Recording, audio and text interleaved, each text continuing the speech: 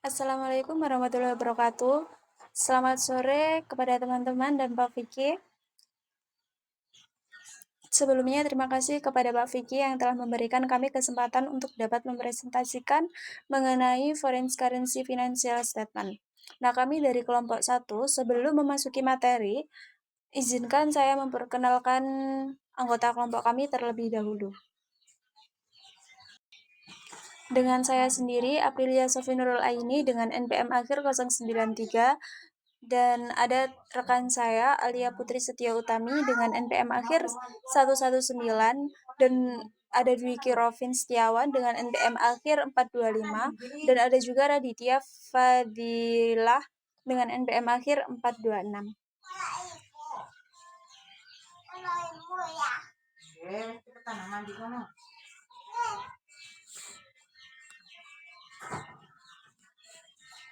Di sini saya akan menjelaskan mengenai konsep mata uang fungsional. Jadi mata uang fungsional adalah mata uang dari lingkungan ekonomi utama tempat suatu entitas asing beroperasi.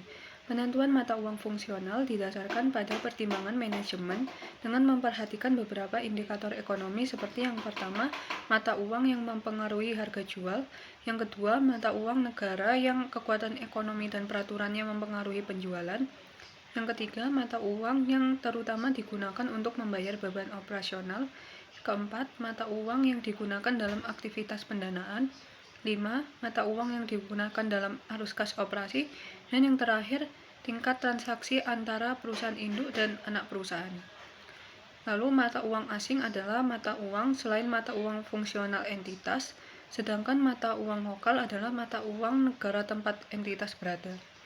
Mata uang pelaporan adalah mata uang yang digunakan perusahaan induk untuk menyusun laporan keuangan konsolidasi. Selanjutnya, penerapan konsep mata uang fungsional.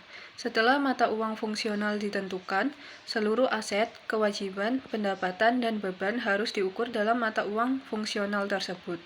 Selanjutnya, laporan keuangan tersebut akan diterjemahkan atau translation, ataupun diukur kembali atau remeasurement ke dalam mata uang pelaporan perusahaan induk, tergantung pada hubungan antara mata uang fungsional dan mata uang yang digunakan dalam pembukuan.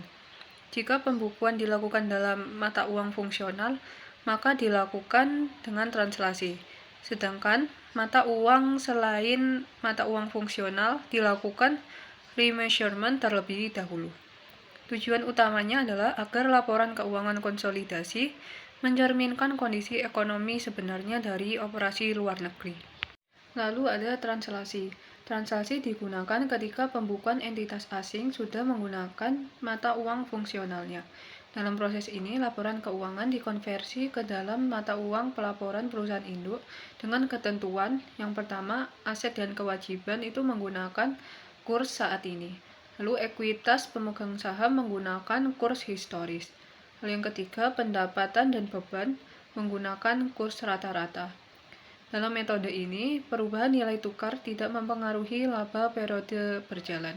Sebaliknya, selisih translasi dicatat dalam Other Comprehensive Income atau OCI dan diakumulasikan dalam ekuitas sampai investasi luar negeri dijual atau dilikuidasi.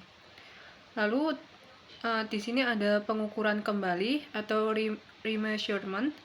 Jadi remeasurement itu diperlukan ketika pembukuan entitas asing tidak menggunakan mata uang fungsionalnya. Tujuannya adalah untuk menyajikan kembali laporan keuangan seolah-olah pencatatan sejak awal telah dilakukan dalam mata uang fungsional. Dengan menggunakan metode temporal, yang pertama aset dan kewajiban moneter seperti kas, piutang, dan utang menggunakan kurs saat ini. Lalu post non-moneter seperti persediaan berdasarkan biaya dan juga aset tetap menggunakan kurs historis. Lalu pendapatan dan beban yang berkaitan dengan post moneter menggunakan kurs historis. Lalu pos laporan laba rugi lainnya menggunakan kurs rata-rata. Kemudian ada transaksi antar perusahaan dalam mata uang asing. Transaksi antar perusahaan dalam mata uang asing terjadi ketika transaksi antara perusahaan induk dan anak perusahaan dinyatakan dalam mata uang selain mata uang fungsional masing-masing entitas. Umumnya transaksi ini menimbulkan laba atau rugi selisih kurs yang diakui dalam laba rugi. Namun terdapat pengecualian apabila saldo antar perusahaan tersebut dianggap sebagai bagian dari investasi jangka panjang dan tidak diharapkan untuk diselesaikan dalam waktu dekat. Dalam kondisi ini, selisih transaksi dilaporkan dalam Other Comprehensive Income atau OCI, bukan dalam laba rugi. Oke, di sini saya akan menjelaskan terkait materi foreign entities operating in highly inflationary economies atau sebuah entitas asing yang beroperasi di perekonomian dengan inflasi yang sangat tinggi. Jadi dalam perekonomian dengan inflasi tinggi, mata uang lokal ini kehilangan nilai dengan cepat. Hal ini menyebabkan harga naik tajam dan membuat transaksi mata uang asing menjadi sulit karena satuan pengukur yang tidak stabil. Nah, di bawah ini merupakan metode kurs berjalan, penyesuaian transaksi dapat menjadi sangat besar, seperti ketika nilai investasi turun dari 180.000 menjadi 45.000 dalam satu tahun, semata-mata akibat perubahan kurs yang didorong oleh adanya inflasi. Penyesuaian ini biasanya dicatat dalam penghasilan komprehensif lain, sehingga tidak mencerminkan dampak ekonomi yang sebenarnya dari hiperinflasi. Oleh karena itu, FASB ini mewajibkan suatu entitas yang beroperasi di perekonomian dengan inflasi yang sangat tinggi untuk menggunakan ke dalam dolar AS dan laba atau rugi dalam dolar AS sebagai mata uang fungsional.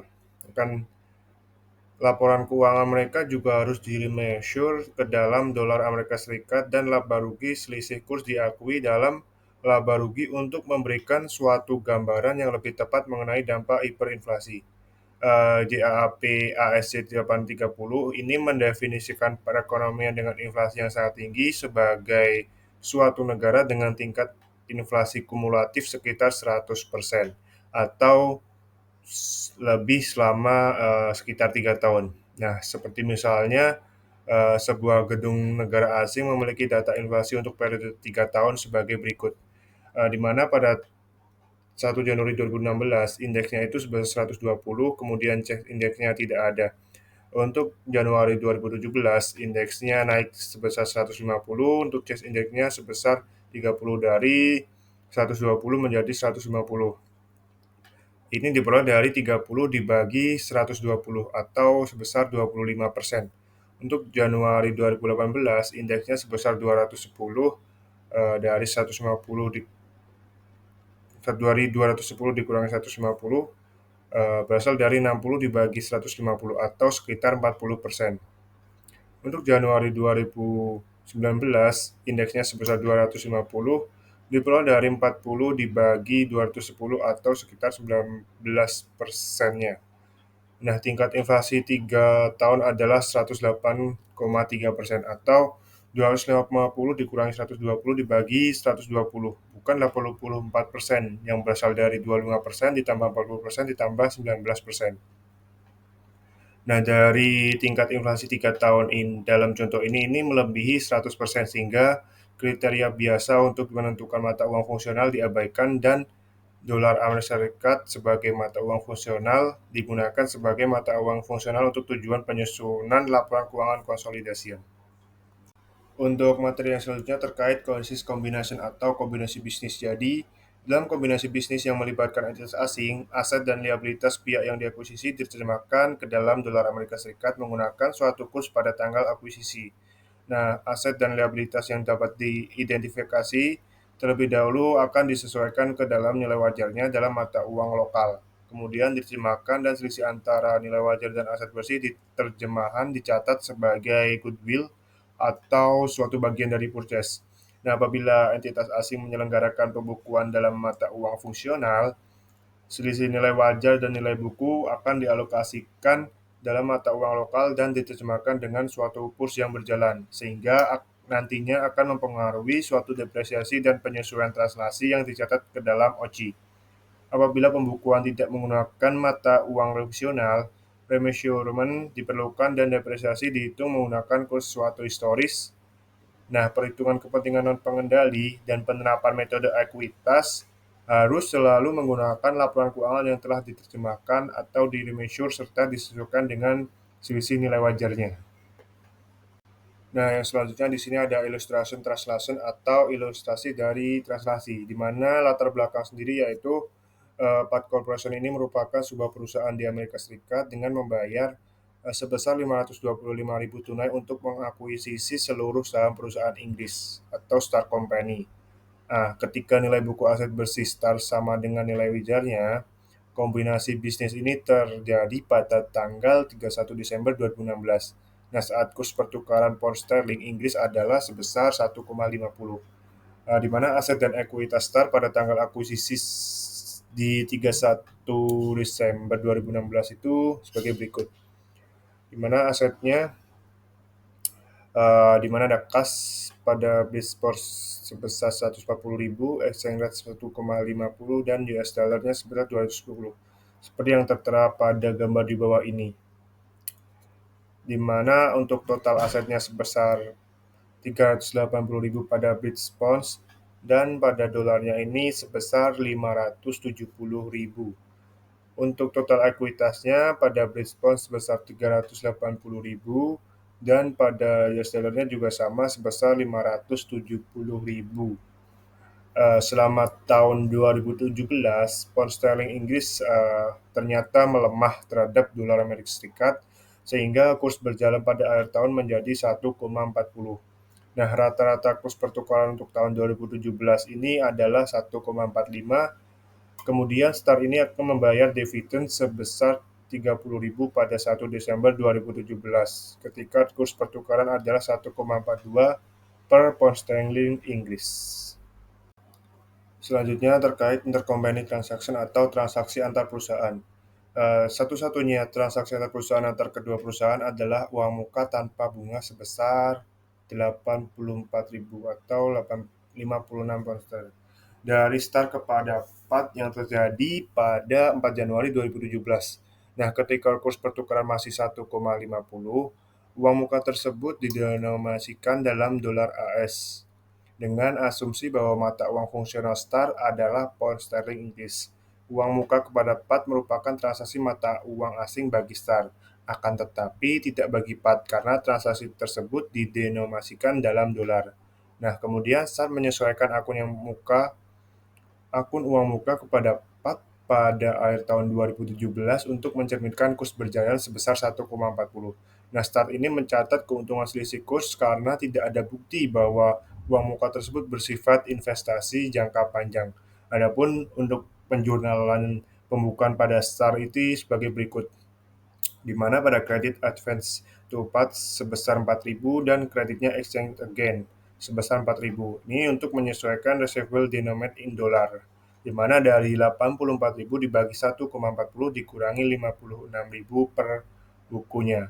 Sehingga neraca saldo disesuaikan Start pada 31 Desember 2017 mencerminkan uang muka kepada PAT sebesar 60.000 dan keuntungan selisih kursnya sebesar 4.000. Materi selanjutnya terkait translating the foreign subsidiary adjusted trial balance atau menerjemahkan neraca saldo untuk disesuaikan entitas anak asing. Nah, part ini menerjemahkan neraca saldo disesuaikan Star ke dalam dolar Amerika Serikat sebelum menerapkan metode ekuitas dan menyusun laporan keuangan konsolidasian. Di bawah metode kurs berjalan atau current rate method, semua aset dan liabilitas diterjemahkan menggunakan kurs akhir tahun, sedangkan pos laba rugi diterjemahkan menggunakan kurs rata-rata periode. Nah, dividen diterjemahkan menggunakan kurs pada tanggal pembayaran, akun entitas pemegang saham tidak diterjemahkan dengan kurs berjalan, modal saham dan tambahan modal store menggunakan kurs pada tanggal akuisisi, dan saldo akhir terhitung dari saldo laba awal yang telah diterjemahkan, kemudian akan ditambah laba, kemudian dikurangi dividen. Nah, setelah seluruh akun ini diterjemahkan, selisih yang diperlukan untuk menyeimbangkan debit dan kredit dicatat sebagai penyesuaian translasi dalam penghasilan komprehensif lainnya.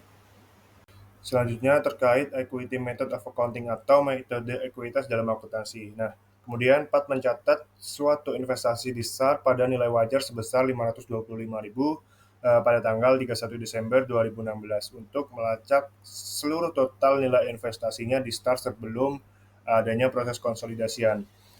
Kemudian PAT ini menggunakan metode ekuitas untuk mencatat entitas anak asingnya. Laporan keuangan STAR yang telah diterjemahkan digunakan oleh PAT untuk menerapkan suatu metode ekuitas. Jurnal untuk mencatat penerimaan devisa sebesar 30.000 atau 42.600 pada US dollar dari STAR pada tanggal 1 Desember 2017 adalah sebagai berikut, di mana kasnya ini bertambah di debit sebesar 42.600, untuk investment in STAR-nya di kredit sebesar 42.600. Kemudian PAT menerima dividen ini ketika kurs valuta asing sebesar 1,42, sehingga dividen yang dibayarkan oleh STAR juga harus diterjemahkan ke dalam dolar menggunakan kurs berjalan yang berlaku pada saat dividen tersebut dibayarkan, yaitu 1,42. Ini tercantum dalam Exhibit 14-2. PAT ini kemudian mengakui bagian laba STAR 2017 dalam sebuah jurnal yang menunjukkan bahwa jurnal tersebut juga mengakui kerugian STAR yang belum diakui atas translasi. Adapun jurnal untuk tahun 2017-nya adalah sebagai berikut. Investment in STAR pada debit sebesar 93.200, other comprehensive income atau OC equity adjustment 28.600, kemudian income from STAR-nya sebesar 121.800 diperoleh dari penjumlahan pada debit tersebut. Selanjutnya materinya akan dijelaskan oleh rekan saya.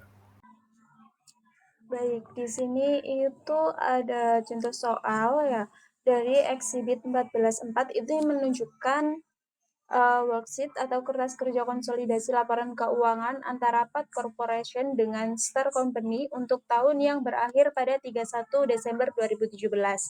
Nah, PAT ini itu melaporkan pendapatan dari Star sebesar 107.300 US dollar.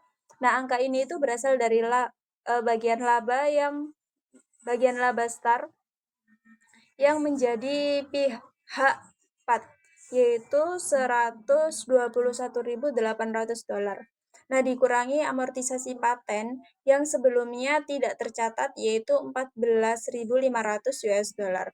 Jadi 121.800 dikurangi 14.500 itu jadinya 107.300.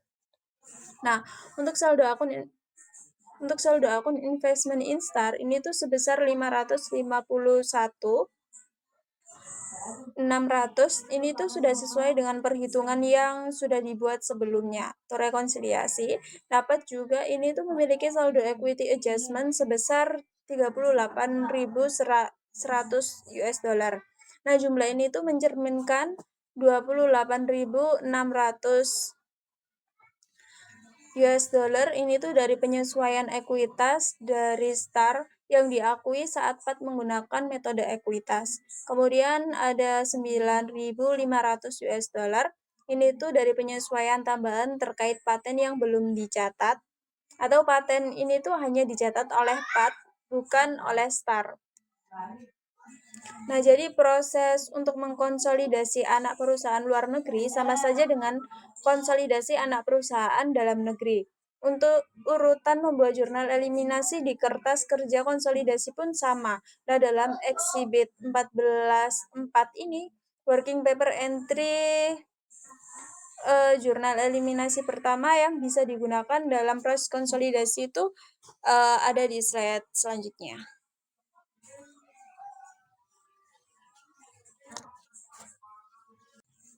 Baik, selanjutnya yaitu jurnalnya. Nah, di sini tuh jurnalnya yang pertama itu ada income from Star itu sebesar 107.300 yang udah saya jelasin di awal tadi. Kemudian ada dividen sebesar 42.600 dan ada investment in Star itu 64.700. Kemudian ada retained earnings Star, capital stock Star, dan paten pada investment in STAR.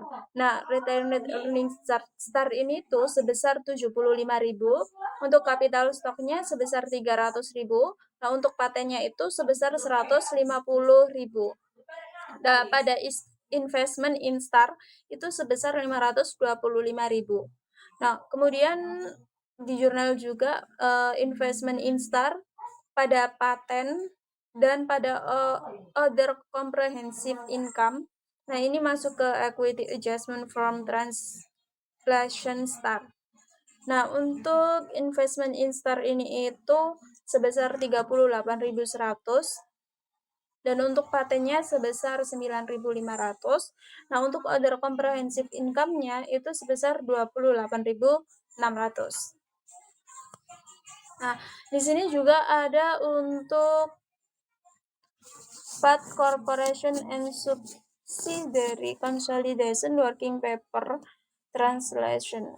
Nah, di sini untuk net income-nya dari PAT itu 235.600, dari STAR 121.800. Nah, untuk konsolidasiannya itu jadi sebesar 235.600.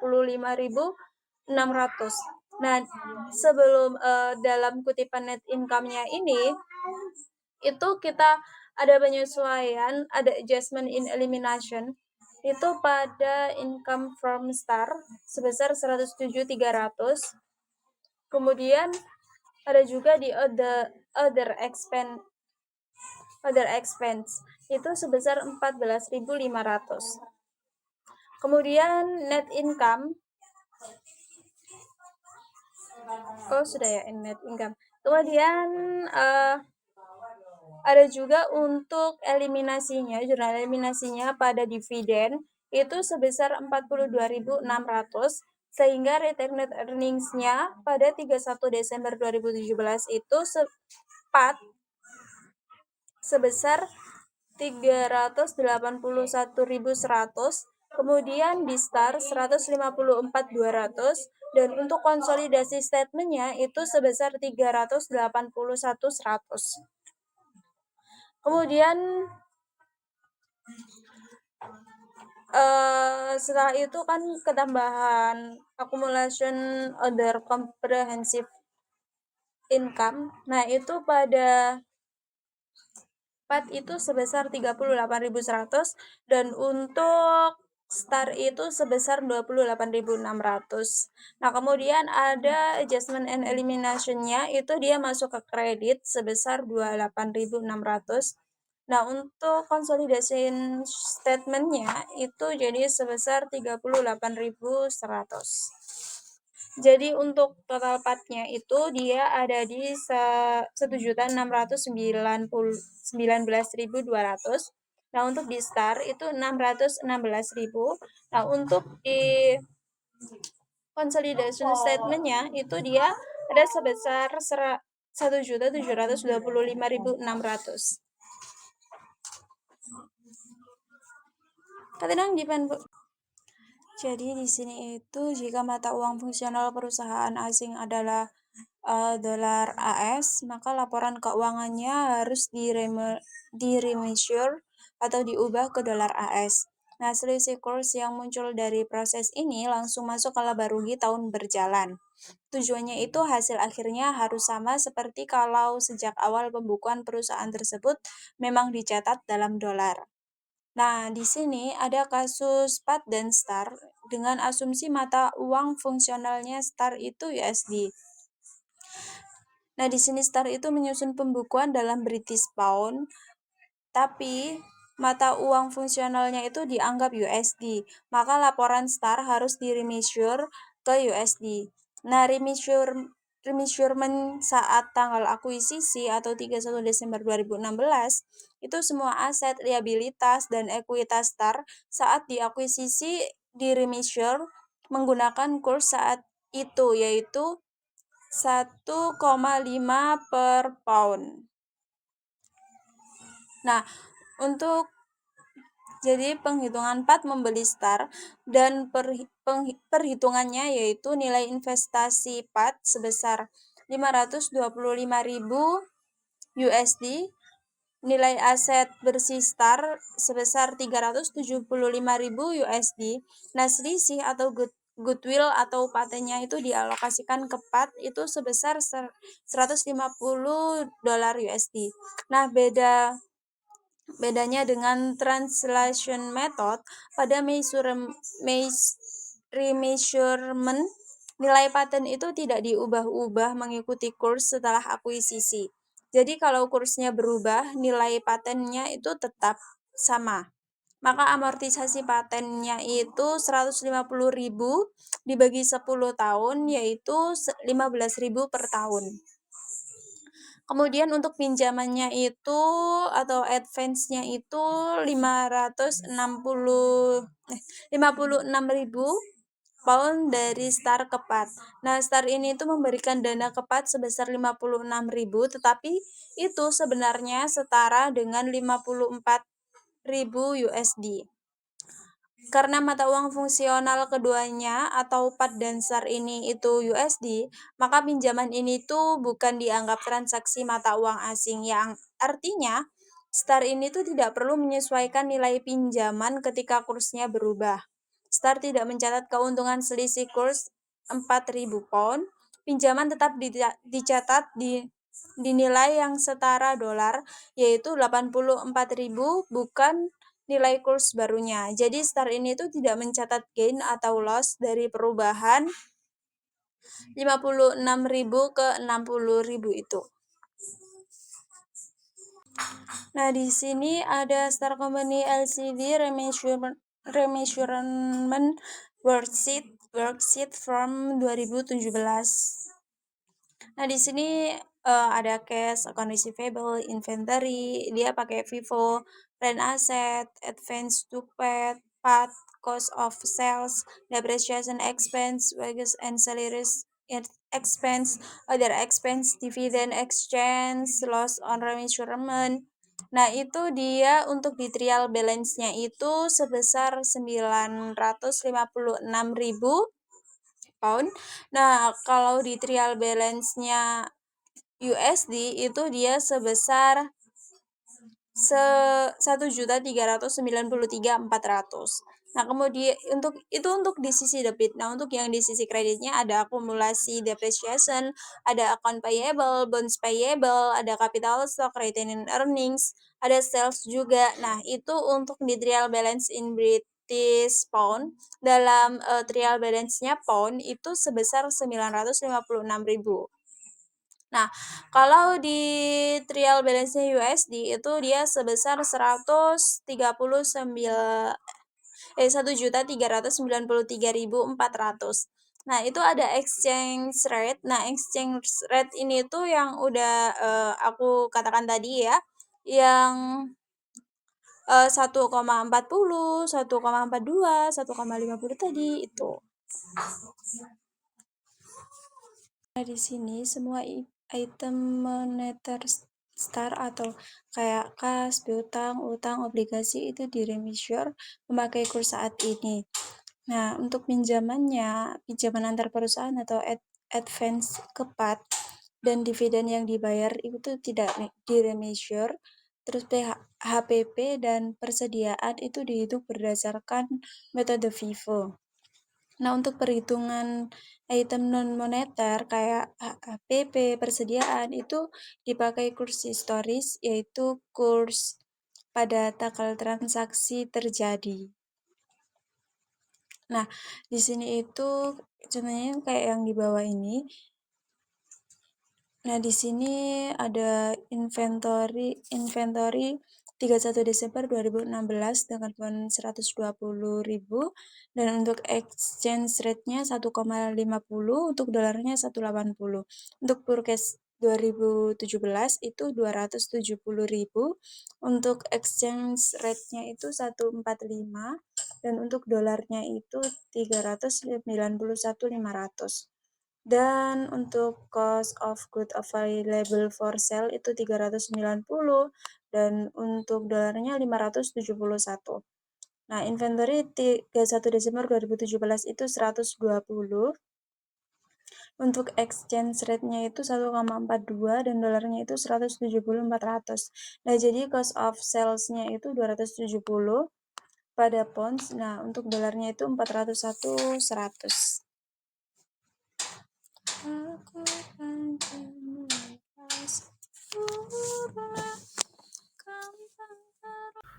Baik, selanjutnya metode ekuitas dan konsolidasi. Metode ekuitas digunakan ketika suatu perusahaan memiliki pengaruh signifikan terhadap entitas lain, yang biasanya ditunjukkan dengan kepemilikan 20-50% atau kemampuan untuk berpartisipasi dalam keputusan operasional dan keuangan penting.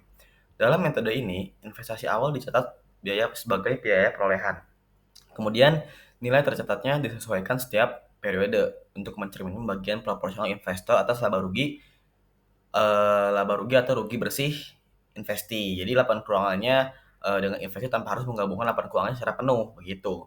Sementara untuk konsolidasi itu digunakan ketika perusahaan memiliki pengendalian atas entitas lain. Jadi punya entitas lain dikendalikan sama perusahaan. Biasanya melalui kepemilikan lebih dari 50% dalam saham dengan hak suara atau kemampuan untuk mengenakan kebijakan operasional dalam keuangan utama. Dalam proses konsolidasi, perusahaan induk menggabungkan seluruh aset, liabilitas, pendapatan, dan beban anak perusahaan ke dalam laporan keuangannya, termasuk mengeliminasi transaksi antara perusahaan untuk menghindari perhitungan ganda. Jadi, semuanya menyeluruh mengenai kinerja dan posisi keuangan grup secara keseluruhan.